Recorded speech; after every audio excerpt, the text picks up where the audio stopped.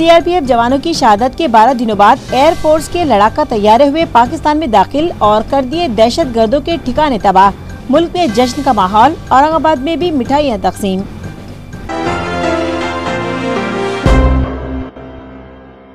मुल्क के अव्वलीन वजीर तालीम भारत रत्न मौलाना अबुल कलाम आज़ाद की बरसी की मुनासिबत से म्यूनसिपल इंतजामिया ने स्कूली तलबा के दरमियान रखे मजमून नवेसी और ड्राइंग के मुकाबले, मगर इफ्तिताही प्रोग्राम में शिरकत करना डीएमसी मंजूशा मुत्था ने नहीं किया गवारा। एएमसी में एहतजाज के दौरान एमएलए बच्चू कडू का गुस्सा ठंडा करने के लिए मेयर ने कहा कि वो बन सकते हैं रियासत के चीफ मिनिस्टर। बच्चू कडू ने भी मेयर को दे दी एमपी इलेक्शन लड़ने की सलाह। मेयर रह गए हैरान।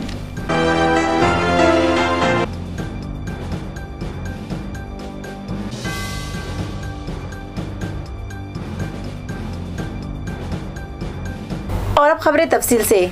हमारे मुल्क की एयरफोर्स के जाबाज जवानों ने पाकिस्तान में जाकर दहशतगर्दों के ठिकाने तबाह कर दिए, लिहाजा पूरे भारत में जश्न का माहौल है। पाकिस्तान और जम्मू कश्मीर में सुकूनत पजीर दहशतगर्दों ने 14 फरवरी को पुलवामा नामी मकाम पर सीआरपीएफ के काफिले पर हमला किया था।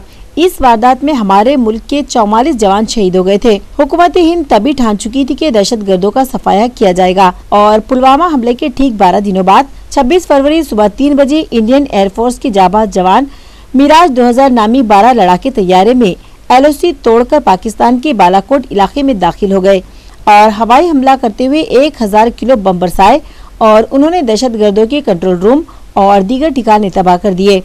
इस एयर अटैक में वहां मौजूद दहशतगर्दों, ट्रेनर्स और सीनियर कमांडर्स का खात्मा हो गया, जिनमें मौलाना मसूद अजहर के साले यूसुफ अजहर का भी शुमार है।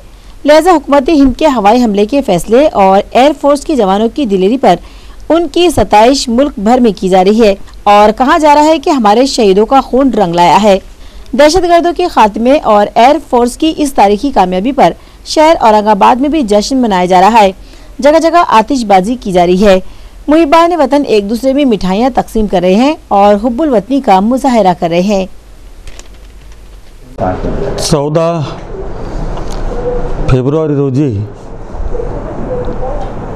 संपूर्ण भारत देशवासियांच्या डोळ्यामध्ये अश्रू होते। 40 शहीद जवान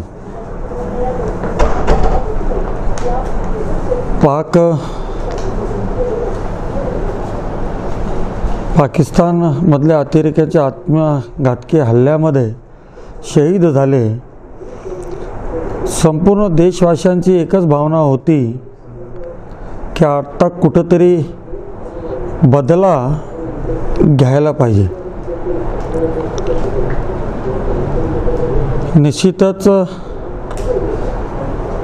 भारतीय सैन्यावर संपूर्ण देशवासियांचा विश्वास आहे आणि त्याच दिवशी भारतीय सैन्याचं मनोबल वाढवण्याकरता संपूर्ण देशवासीय या ठिकाणी परमेश्वराला प्रार्थना करत होता। पाकिस्तानच्या नावाने या ठिकाणी घोषणा देत होता विरोधामध्ये आणि मात्र संपूर्ण देशवासियांचं 14 तारखेपासून त्या दुर्दैवी घटनेपासून लक्ष लागलं होतं, डोळे लागले होते। सर्वांना असे वाटत होतं नेहमीप्रमाणे घटनेचा विसर पडेल आणि परत शहीदांना अशाच प्रकारे श्रद्धांजली देण्याची वेळ येईल। परंतु एक सशक्त सरकार या देशामध्ये सत्तेमध्ये असताना सरकारने या ठिकाणी दाखवून दिलं लष्करांच्या हातामध्ये जी देशाची सुरक्षितता आहे आणि ज्या पाकिस्तानने हमला केला जैश ए मोहम्मद, जे POQ पाक व्याप्त काश्मीर जो एक भारत देशाचाच भाग आहे, त्याचा बालाटोल म्हणून एक जो भाग आहे त्या ठिकाणी एक हमला केला आज पहाटे सकाळी 3:30 पावणे 4 वाजता आणि मला वाटतं 350 अतिरेक्यांना या ठिकाणी लष्करासहित कंठस्नान या ठिकाणी आपल्या लष्कराने घातलं। खऱ्या अर्थाने देशात आनंदोत्सव साजरा होतो आहे, परंतु एका डोळ्यामध्ये आनंदाश्रू आहे आणि दुसऱ्या डोळ्यामध्ये शहीदांचं दुःखसुद्धा आहे. आज आपण बघतोय जे शहीद वीर पत्नी वीर माता आहेत, त्यांनीसुद्धा एकच भावना व्यक्त केली होती, आज माझा मुलगा माझा पती गेला, उद्या दुसऱ्या कोण्या मातेचा पुत्र जाऊ नये, कोण्या एका पत्नीचा पती जाऊ नये, हाच संकल्प त्या दिवशी केला होता. आणि खऱ्या अर्थाने मला वाटतं आता तरी एक जी संपूर्ण देशवासियांची भावना होती, या नकाशावरनं पाकिस्तानचं नाव कुठंतरी पुसलं जावं.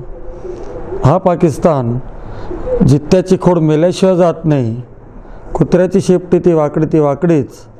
मला वाटतं ती कायमची या ठिकाणी संपूर्णच टाकायची या उद्देशाने, या ध्येयाने एक संकल्प घेऊन आमचं लष्कर काम करत आहे, देशाचं सरकार या ठिकाणी काम करत आहे. खऱ्या अर्थाने मला वाटतं जे आमचे सैनिक, त्यांचं बलिदान व्यर्थ जाणार नाही ही जी शपथ घेतली होती, त्या शपथेकडं, त्या शपथ पूर्णत्वेकडं आज आपण वाटचाल करत आहोत. त्याचंच या ठिकाणी एक मानसिक समाधान. शिवराय, मागच्या वेळेस जे पाकिस्ताननी भारतावर हल्ला केला, हे भारत देशाला खूप मोठी हानी झालेली आहे. आणि त्या पाकिस्तानला धडा शिकवण्यासाठी आज सकाळी जे वायुसेनानी कार्य केलेलं आहे ते खरंच खूप कौतुकास्पद आहे. आणि भारतीय वायुसेनेचे मनापासून खूप खूप अभिनंदन. तुम्ही कार्य करत राहा, आम्ही तुमच्या भारत पूर्ण तुमच्या सोबत आहे. बस एवढंच बोलते. जय हिंद, जय महाराष्ट्र, जय शिवराय. सर्व भारतीयांना जय शिवराय. आज जे सकाळी 3:30च्या दरम्यान भारतीय जवानांना वायुसेनेनी जे स्ट्राईक केली त्याबद्दल सर्वप्रथम वायुदलांचे व सर्व नौसेना वायुदलांचे या भारतीय नागरिकांच्या वतीनं खूप खूप अभिनंदन. कारण की या पाकिस्तानला अशा पद्धतीनं धडा शिकवल्याशिवाय हा पाकिस्तान वटणीवर येणार नाही. कारण यांना कायमस्वरूपी या भारतावर यांनी दहशतवादाच्या माध्यमातून जे हल्ले केलेले आहेत त्यांना प्रत्येक गोष्टीचे पुरावे लागतात. आता इथून पुढे भारत देश पुरावे न देता आमची वायुसेना असेल, आमचं पूर्ण भारतीय सैन्य असेल, त्यांना आता या अशा हल्ल्याच्या स्वरूपात पुरावे देतील. तेव्हा कुठं भारत आणि पाकिस्तान युद्ध न होता असे स्ट्राईक करून या पाकिस्तानला धडा शिकवण्याशिवाय राहणार नाही. या सर्व वायुसेनेचे भारतीय नागरिकांच्या वतीनं पुन्हा एकदा खूप खूप अभिनंदन. ज्ञानेश्वर गायकवाड, छावा श्रमिक संघटना. जय हिंद, जय महाराष्ट्र. काल मध्यरात्री भारताने जे सर्जिकल स्ट्राईक केलं पाकिस्तानवर आणि दहशतवादी तळ उद्ध्वस्त केला त्याबद्दल भारतीय सेनेचं आणि पंतप्रधान नरेंद्र मोदी यांचं अभिनंदन आहे. कारण भारतानं ताकद दाखवल्याशिवाय पाकिस्तान काय वटणीवर येणारा नव्हता. ते आता कोणत्या तर दृष्टीनं काही थोडं वटणीवर आलेलं आहे पाकिस्तान. म्हणजे परत त्याची हिंमत होणार नाही असं करण्याची. भारताने हे वेळोवेळी अशी सर्जिकल स्ट्राईक करून पाकिस्तानला आपली ताकद दाखवायला पाहिजे. आमच्या देशात भारत हा सार्वभौमत्व देश आहे. याच्यावर पाकिस्तानमध्ये लपलेल्या अतिरेक्यांनी जो पुलवामामध्ये हल्ला केला व आमच्या 46 जवानांचं बळी घेतला, हे बलिदान व्यर्थ जाणार नाही. आज त्या शहीद जवानांची आज 13व्याचा कार्यक्रम आहे. त्यांना 13व्याला आपल्या परंपरा आहे की प्रसाद व नैवेद्य दाखवायचा. त्या हिशोबाने भारतीय वायुसेनेने अतिरेक्यांचा पाकिस्तानमध्ये घुसून जो खात्मा केला 300च्या जवळपास अतिरेक्यांचा, ती एक प्रकारे त्यांना वाहिलेली खरी श्रद्धांजली आहे. आणि असे हल्ले व्हायलाच पाहिजे. त्याच्यामध्ये सामान्य नागरिक हा वेगळा असावा, पण जे अतिरेकी आणि देशविघातक कृत्य करणारे त्यांना कोणत्याही किमतीवर सोडणार नाही, हीच भारत मातेची खरी शिकवण आहे. 14 फेब्रुवारी 2019 रोजी पुलवामा काश्मीर येथे जो पाकिस्तानने अतिरेकी भ्याड हल्ला केला होता त्याचा बदला म्हणून भारतीय वायुसेनेने पाकिस्तानचे 300 आतंकवादी ठार केले. हा भारतासाठी फार मोठा जल्लोष असून शहीदांना आणि त्यांच्या कुटुंबांना एक प्रेरणादायी काम भारताच्या माध्यमातून भारत मातेच्या वतीनं करण्यात आलेलं आहे. ही खरंच कौतुकास्पद बाब असून मी प्रहार जनशक्ती पक्षाच्या वतीने कल रात में जो भारत के हिंदुस्तान के तरफ से जो हमला हुआ पाकिस्तान पर, तो ये बहुत अच्छा हुआ। उसकी वजह यह है कि आए दिन आतंकवादी कश्मीर, मुंबई, इधर उधर हमले करते रहते और पाकिस्तान की कोई रोक नहीं रहती। लेकिन अभी जो हिंदुस्तान ने जो हमला किया, तो ये जो हमला, वो जो शहीद हुए 40 लोग, उनको ये सही श्रद्धांजलि है। और इसके बाद भी भारत ने जो है तो हमेशा पाकिस्तान को मुँह तोड़ जवाब देते रहना, और पाकिस्तान को जब तक के मुँह तोड़ जवाब देना है, जब तक के आतंकवादी कार्रवाई बंद नहीं करता। उससे क्या है, पूरे कारोबार ख़राब हो रहे और हमारी मिलिट्री को बहुत तकलीफ़ हो रही। मिलिट्री के वहाँ के जो कश्मीर में लोग रहने वाले हैं, उनका खाना पीना हराम है। सारे हिंदुस्तानियों को तकलीफ़ है। ये आतंकवादियों का जो हमला है, ये हमेशा के लिए ख़त्म हो जाना। और जो गवर्नमेंट ने जो ये काम की, इसके लिए अत्याचार निर्मूलन अभियान की तरफ से मैं बहुत ज़रूरत से ज़्यादा बधाई देता हूँ। आज़ाद हिंदुस्तान के अव्वलीन वज़ीर तालीम भारत रत्न मौलाना अबुल कलाम आज़ाद की बरसी के मौके पर मौलाना आज़ाद रिसर्च सेंटर में स्कूली तलबा के दरमियान ड्राइंग और मजमून नवीसी के मुकाबले रखे गए। ये मुकाबले मौलाना अबुल कलाम आज़ाद रिसर्च सेंटर और लोक सेवा एजुकेशन सोसाइटी के इश्तिराक से रखे गए, जिसमें 16 स्कूल्स के 350 तलबा ने हिस्सा लिया। मजमून नवीसी का मुकाबला सुबह 10 बजे से 11 बजे के दरमियान लिया गया, जबकि ड्राइंग मुकाबलों का आगाज 11:30 बजे शुरू हुआ, जिसके लिए तलबा को 2 घंटों का वक्त दिया गया था। मजमून नवीसी मुकाबलों का इफ्तिताह मेयर नंद कुमार घुड़ीले के हाथों अमल में आया, जबकि तलबा का हौसला बढ़ाने के लिए अपोजिशन लीडर जमीर अहमद कादरी, मजलिस इत्तेहादुल मुस्लिमीन के ग्रुप लीडर नासिर सिद्दीकी भी वहां पहुंचे। अहम बात यह कि इन मुकाबलों की ऑर्गेनाइजर डिप्टी म्यूनिसिपल कमिश्नर मंजूषा मुत्ता आज गैर हाजिर रही, जिससे इस बात का अंदाजा लगाया जा सकता है कि आज़ाद हिंदुस्तान के अव्वलीन वजीर तालीम भारत रत्न मौलाना अबुल कलाम आज़ाद के तई इनके दिल में कितना एहतराम है। इस प्रोग्राम को कामयाब बनाने में प्रोग्राम के कोऑर्डिनेटर व मौलाना आज़ाद रिसर्च सेंटर के मैनेजर आबिद अली खान, मुजफ्फर शेख, मुजीब खान, मसलिउद्दीन चिश्ती और सैयद खालिद ने अहम रोल अदा किया। सभी स्टूडेंट, सभी टीचर्स, पेरेंट, भाइयों बहनों, सबसे पहले तो मैं शहर का प्रथम नागरिक मैं इस नाते से मौलाना अब्दुल कलाम आज़ाद जी को कोटि वंदन करता हूँ। और इस पुण्य तिथि के उपलक्ष्य में ऐसा संकल्प हम सभी करें, मौलाना अब्दुल कलाम जी के विचारों को आगे ले जाने का आज इस अवसर पर हम संकल्प करेंगे, यही आपसे उम्मीद अपेक्षा व्यक्त करता हूँ।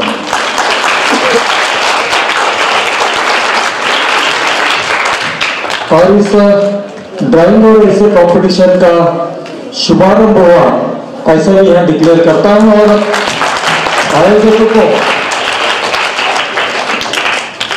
जिन्होंने ये प्रोग्राम आयोजन किया है, उनको तहे दिल से उनका अभिनंदन करता हूँ, तो शुभकामनाएं देता हूँ। और आप सभी को ढेर सारी शुभकामनाएं देता हूँ। आप सभी आज क्या करने वाले हो पता है क्या? ऐसे यानी निबंध में आपको क्या लिखना है? मी शिक्षक झालोत्तर। कितना कठिन काम है टीचर बनना, कठिन काम है ना। टीचर की आप मेहनत देखते हैं, टीचर अपने बच्चों को कम ख्याल करता है, लेकिन आपकी तरफ ज्यादा ख्याल करता है। इसलिए मैं समझता हूँ टीचर, जिनको हम गुरुजन कहते हैं, गुरुजन का जो स्थान है सबसे ऊंचा है, वो परमात्मा समान होता है। इसलिए टीचर झालों पर दुर्भाग्यवश मैं टीचर नहीं हो सका, इसका असर मुझे बहुत दुख है। क्योंकि टीचर बनना माने समाज की सेवा करना, और ये पुण्य और पवित्र का काम है। देश की पीढ़ी घड़ाने का टीचर्स काम करता है। काश यदि आप टीचर बन गए तो मैं समझता हूँ आप धन्य होंगे, आप सही भाग्यशाली होंगे यदि आप टीचर बन जाएंगे तो। दूसरा विषय मौलाना अब्दुल कलाम आज़ाद, इनका शिक्षण क्षेत्र में कार्य इतना 2 पन्ने 1 पन्ने में इनका कार्य लिखना बहुत कठिन है।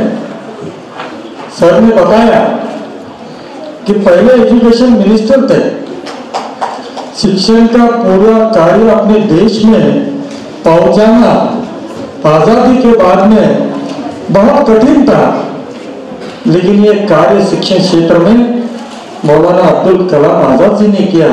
इसको ये देश इस जन्म में क्या 7 जन्मों तक नहीं भूल सकता और इसी को भूलना बहुत कठिन है। जिन्होंने स्वराज्य और इसलिए हिंदू मुस्लिम एकता की नींव रखी, आज हम देखते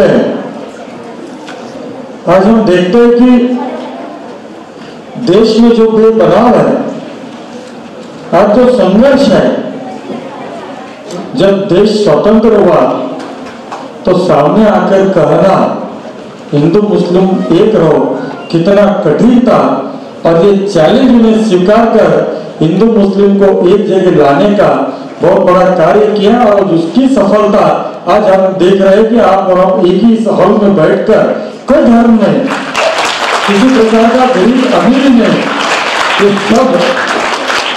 ये सब भेदभाव भूलकर हम एक जगह आकर जो कार्य कर रहे हैं, केवल देश प्रेम और देशभक्ति, देश की अखंडता, एकता, ये नींव अगर किसी ने रखी थी तो मैं समझता हूँ इसके सबसे पहले अगर कोई पुरुष करते होंगे तो मौलाना अब्दुल कलाम जी थे। स्मार्ट सिटी प्रोजेक्ट के तहत एसपीवी की एक अहम मीटिंग 28 फरवरी को मुनाकिद की जाएगी, जिसमें ग्रीनफील्ड के लिए दिए गए 1100 करोड़ रुपए मुख्तलिफ तरक्याती कामों पर इस्तेमाल करने की तजवीज़ मुतालिका कमेटी के सामने पेश की जाएगी। ये इतला मेयर नंद कुमार गुडिले ने एमसीएन को दी। शहराची वाटचाल स्मार्ट सिटी करत होत असताना सगळ्यात मोठा component MSI master system integrated 120 कोटीची जी निविदा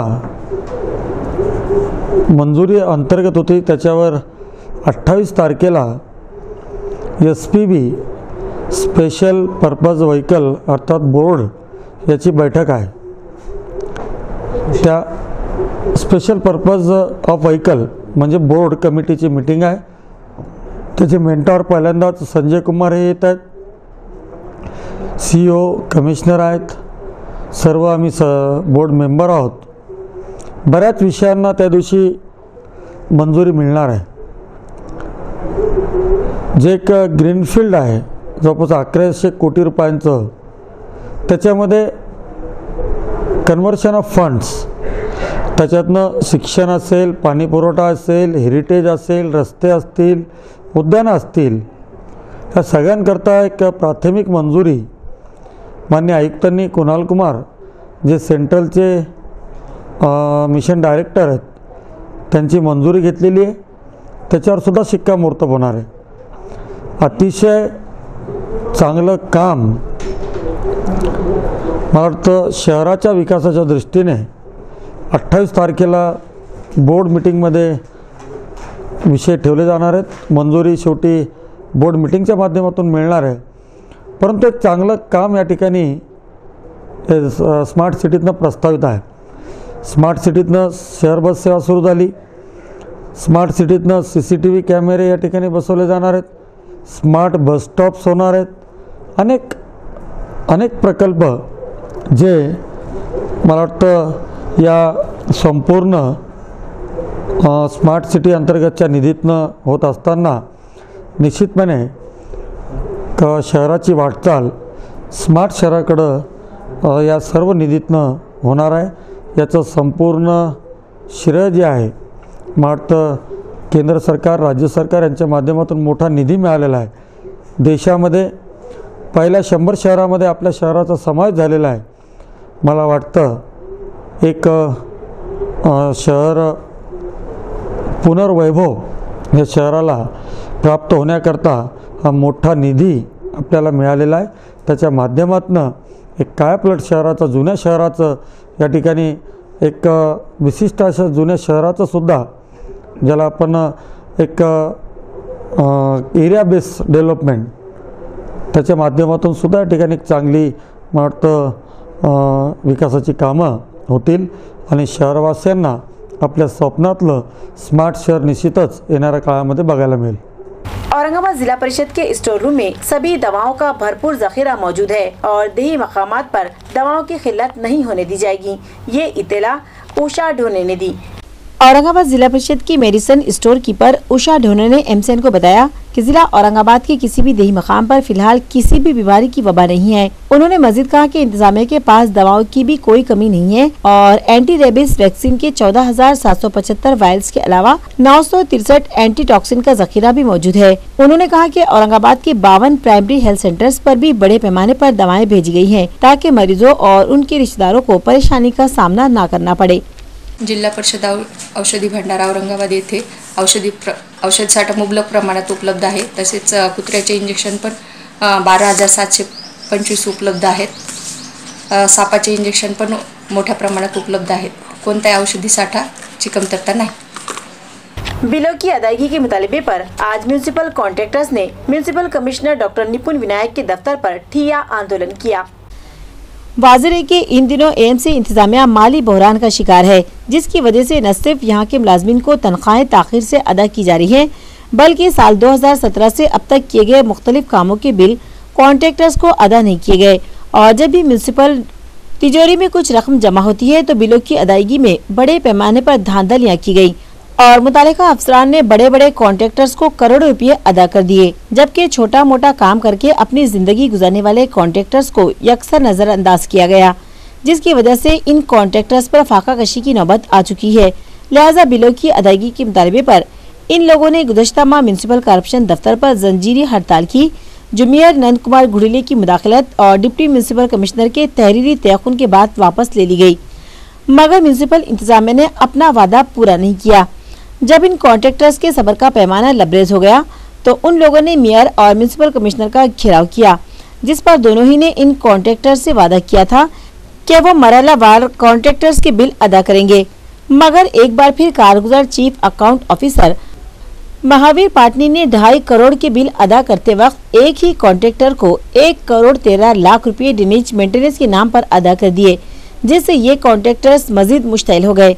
हाउस लीडर और अपोजिशन लीडर भी म्यूनिसिपल इंतजामिया की इस हरकत पर सख्त नाराज हुए और इन लोगों ने additional municipal commissioner Shri Krishna भाल सिंह का घंटों तक घेराव किया, जिसके बाद वो लंबी रुखसत पर चले गए और ये मामला जनरल बॉडी और म्यूनिसिपल स्टैंडिंग कमेटी की मीटिंगों में गूंजा।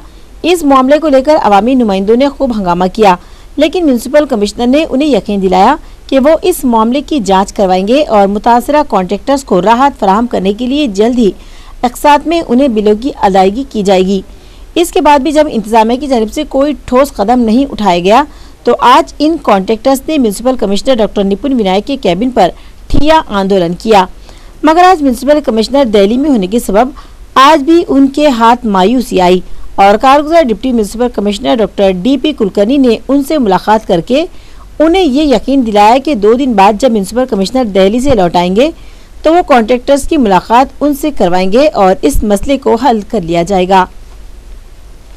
हम 3 तारीख से ये हमारा आंदोलन चालू है। महानगर पालिका के पूरे प्रशासक लोग जितने भी यहाँ पे इनसे मुलाकात करके इनको बार बार लेटर देके हमको ये आश्वासन मिल रहा है कि आज देंगे कल देंगे, हम लीड बना रहे इसके बाद में तुम्हारा निर्णय नहीं है। फिर हमने कल महापौर साहब से बात करें, उनको एक लेटर दिए कि भाई हमारा अगर पैसा नहीं मिले तो हम आंदोलन चालू करेंगे। इसलिए हम आज यहाँ कमिश्नर साहब की एंटी चैम्बर में इधर आके बैठे हम लोग।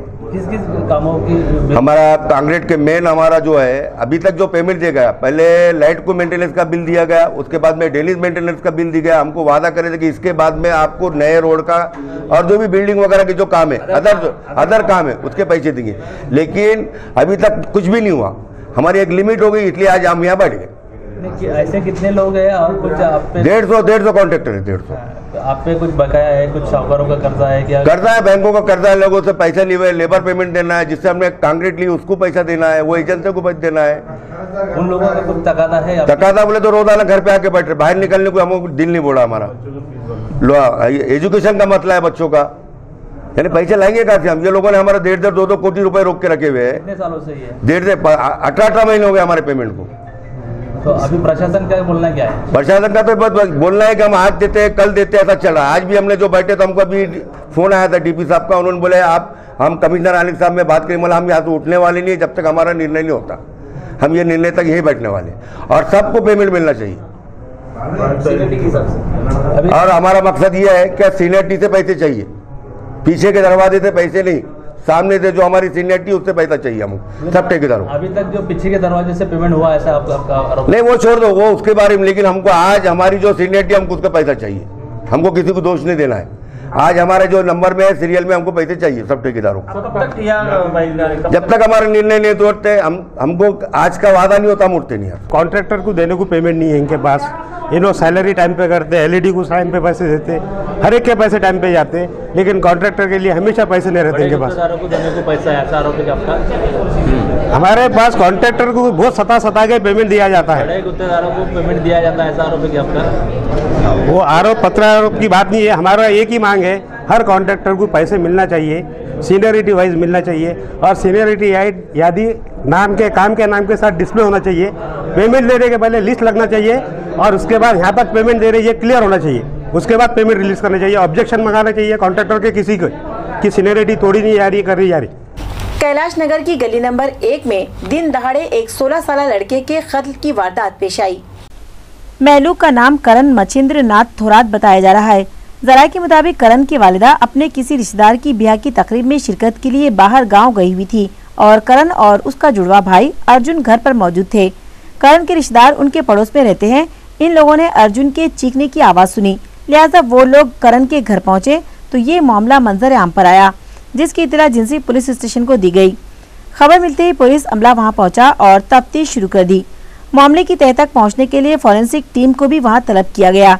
इब्तिदाई जांच में ये बात सामने आई है कि करण पर हथौड़े से हमला किया गया था, जिसकी वजह से वो शदीद तौर पर जख्मी हो गया और उसकी मौत वाक़ई हो गई। पूछताछ के लिए पुलिस अर्जुन को अपने साथ पुलिस स्टेशन ले गई है। मजीद तहकीकात पुलिस कर रही है। जिस्मानी माजूर अफराद के मसाइल हल करने में लापरवाही बरतने पर एमएलए बच्चू कडू एएमसी इंतजामिया पर सख्त खफा हुए। उनकी नाराजगी को दूर करने के लिए मेयर नंद कुमार गुड़ीले उनकी खुशामद पर उतर आए और उनसे कहा कि रियासत महाराष्ट्र का वज़ीर आला उन जैसे अफराद को होना चाहिए। वाज़िर है कि फिजिकल हैंडीकैप अफराद की फलाह व बहबूद के लिए हुकूमत की हिदायत के मुताबिक बजट का 5% उन पर खर्च करने में कोताही बरतने पर एमएलए बच्चू कडू आग बगुला हो गए थे। लिहाजा उनका गुस्सा ठंडा करने के लिए मेयर नंद कुमार गुड़ीले ने एक नया हरबा इस्तेमाल किया और उनकी तारीफों के पुल बांधते हुए उनसे कहा कि रियासत महाराष्ट्र का वज़ीर आला बच्चू कडू को बनना चाहिए। मेयर की इस खुशामद को एमएलए बच्चू कडू अच्छी तरह से भाप गए।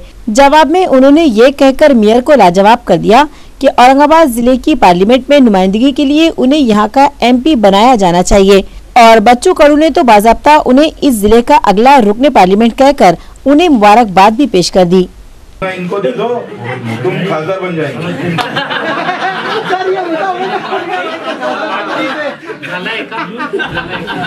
आमदार की धन्यवाद। 1,000 वाढून भेटणार 80 ते 100 वाल्यांना। मेयर नंद कुमार गुड़ीले, एमएलए बच्चू कडू और जिस्मानी तौर पर माजूर अफराद की मीटिंग के दौरान म्यूनिसिपल कमिश्नर को जगह न मिलने की वजह से खड़े रहना पड़ा और वो खौफजदा भी दिखाई दिए। ये वाकया शहर में बहस का मौजू बना हुआ है। जिस्मानी माजूर अफराद के मुख्तलिफ मसाइल पर गुज़श्ता रोज परहार अपंग क्रांति संगठन की जानिब से एमएलए बच्चू कडू की क़यादत में म्यूनिसिपल कॉरपोरेशन के अंदर एहतजाज किया गया। बच्चू कडू की कॉरपोरेशन इमारत में एंट्री से पहले ही तंजीम ने एक कुर्सी जला दी और उस पर गाजर डाल दिए, जिसके बाद इमारत के अंदर हंगामा शुरू हो गया। मेयर और कमिश्नर का घेराव किया गया और मुतालिबा किया गया कि माजूर अफराद के मसाइल फौरी हल किए जाएं और इन मुस्तहिकीन में चेक तकसीम किए जाएं। इसी तरह मेयर नंद कुमार गुड़ीले के दफ्तर में एमएलए बच्चू कडू और तंजीम के ओहदेदारान व अराकीन की मीटिंग भी हुई। इस मौके पर म्यूनिसिपल कमिश्नर डॉक्टर निपुण विनायक को भी तलब किया गया, लेकिन कमिश्नर को बैठने के लिए जगह ही नहीं मिली और न किसी ने खुद उठकर कमिश्नर को बिठाना गवारा किया, जिसकी वजह से कमिश्नर को मीटिंग होने तक खड़े रहना पड़ा। इस मौके पर म्यूनिसिपल कमिश्नर शदीद परेशान और खौफजदा दिखाई दिए और फिर मेयर का कैबिन भी नारों से गूंज उठा था। उसके बाद जब मेयर और कमिश्नर ने माजूर अफराद में चेक तकसीम करने का फैसला किया तो उन्हें कमिश्नर की कैबिन से दूर रखा गया ताकि वो कमिश्नर की कुर्सी भी फूंक न डालें। माजूर अफराद और बच्चू कडू की इस गाजर आंदोलन में कमिश्नर का चेहरा भी खौफ के मारे लाल हो चुका था। लिहाजा चेक्स की तकसीम टैक्स असेसर की कैबिन में अमल में आई। जिसके बाद म्यूनिसिपल कमिश्नर डॉक्टर निपुण विनायक ने राहत की सांस ली। ये वाकया शहर में बहस का मौजू बना हुआ है। पैटर्न टीचर्स कोऑपरेटिव सोसाइटी के सदर ओहदे से बिलाखिर शौकत पठान मुस्ताफी हो गए और सोसाइटी के नए चेयरमैन की राह हमवार कर दी। पैटर्न टीचर्स कोऑपरेटिव सोसाइटी के चेयरमैन शौकत पठान, नायब सदर आत्माराम गोरडे और सेक्रेटरी बड़ीराम भोमरे के खिलाफ अदम एतमाद की तजवीज़ हाल ही में दाखिल की गई, लेकिन इस ज़िम्मन में मुनक़िदा मीटिंग में सोसाइटी के डायरेक्टर्स की अदम मौजूदगी के सबब इन लोगों के ओहदे बच गए थे। मगर इसके दूसरे दिन नायब सदर आत्माराम गोरडे और सेक्रेटरी बड़ीराम भोमरे मुस्ताफी हो गए और आज शौकत पठान ने भी एक प्रेस कॉन्फ्रेंस मुनाकिद की और सहाफ़ियों से कहा कि उनके दौर में सोसाइटी की तरक्की हुई है, मगर अब वो अपनी मर्जी और खुशी से इस्तीफा दे रहे हैं। जिसके बाद उन्होंने अपना इस्तीफा असिस्टेंट रजिस्ट्रार के सुपुर्द कर दिया और सोसाइटी के नए चेयरमैन की राह हमवार कर दी। ट्रेवल्स की मुसाफिर बरदार गाड़ियों से कोरियर्स की पार्सल का ट्रांसपोर्टेशन गैर कानूनी है, लिहाजा ऐसा न करने की हिदायत वजीर ट्रांसपोर्ट दिवाकर रावते ने दी। साथ ही उन्होंने ये इंतबा भी दिया कि हुक्म की खिलाफ वर्जी होने पर गाड़ियों का परमिट रद्द कर दिया जाएगा। मुसाफिरीन के तहफ़्फ़ुज़ के लिहाज से एसटी बसों की हिफाजत इंतहाई जरूरी है।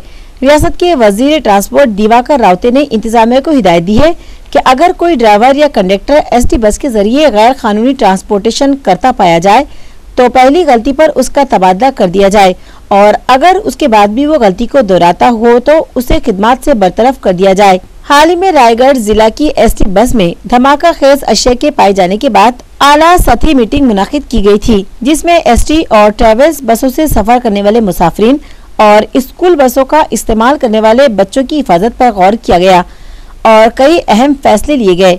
एसटी कॉर्पोरेशन ने एक हुक्मनामा जारी किया है जिसमें ये वाज़ेह कर दिया गया है कि एसटी बसों के जरिए गैर कानूनी पार्सल का ट्रांसपोर्टेशन न करे। साथ ही ये इंतबा भी दिया गया कि अगर कोई ड्राइवर या कंडक्टर हुक्म की खिलाफ वर्जी करेगा तो उसके खिलाफ न सिर्फ सख्त कार्रवाई की जाएगी बल्कि उसे बरतरफ भी किया जा सकता है। हुक्मनामे में मीटिंग के हवाले से कहा गया है कि वजीर ट्रांसपोर्ट ने मुसाफिरीन के तहफ़्फ़ुज़ के पेश नज़र ये फैसला किया है। इसी तरह हर बस स्टैंड पर एक पुलिस चौकी कायम करने का भी फैसला किया गया है। करोड़ी नामी मकाम पर आरटीओ दफ्तर की नई इमारत तामीर करने का फैसला किया गया है और इस इमारत का तामीरी काम 1 साल में मुकम्मल होने का इम्कान है। हुकूमत की मंजूरी से करोड़ी नामी मकाम पर आरटीओ दफ्तर की नई इमारत तामीर करने का फैसला किया जा चुका है। इमारत के नक्शे को ट्रांसपोर्ट डिपार्टमेंट ने मंजूरी दे दी है, जिसके बाद तामीरी काम के टेंडर जारी करने की तैयारी शुरू हो चुकी है। उम्मीद जाहिर की जा रही है कि टेंडर की कार्रवाई मुकम्मल होने पर 1 साल में नई इमारत तामीर हो जाएगी। शहर में मौजूद आरटीओ दफ्तर की मौजूदा इमारत में गाड़ियों और मुख्तलिफ कामों से आने वालों के लिए जगह नाकाफी होने के सबब करोड़ी नामी मकाम पर आरटीओ दफ्तर की नई इमारत तामीर करने का फैसला किया गया है। फिलहाल करोड़ी में गाड़ियों की जांच के लिए टेस्ट ट्रैक तामीर किया जा चुका है। इसके अलावा दीगर सहूलियात जो मंसूबे में पेश की गई है, हुकूमत ने उसे जू का तू मंजूरी दे दी है। और अब खबरों के आखिर में एक बार फिर नजर डालते हैं आज की सुर्खियों पर।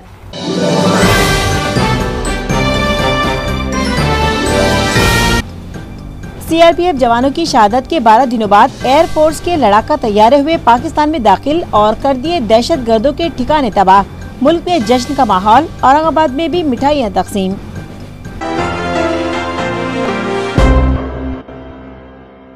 मुल्क के अव्वलीन वजीर तालीम भारत रत्न मौलाना अबुल कलाम आज़ाद की बरसी की मुनासिबत से म्यूनिसिपल इंतजामिया ने स्कूली तलबा के दरमियान रखे मजमून नवेसी और ड्राइंग के मुकाबले, मगर इफ्तिताही प्रोग्राम में शिरकत करना डीएमसी मंजूषा मुत्था ने नहीं किया गवारा।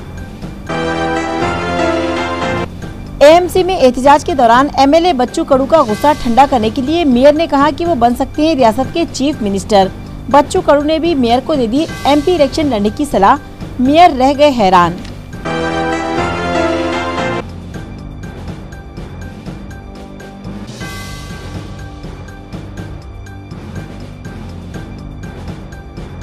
इसी के साथ आज का एमसीएन उर्दू खबरनामा खत्म होता है। कल आपसे फिर मुलाकात होगी, तब तक के लिए हमें इजाजत दीजिए। खुदा हाफिज।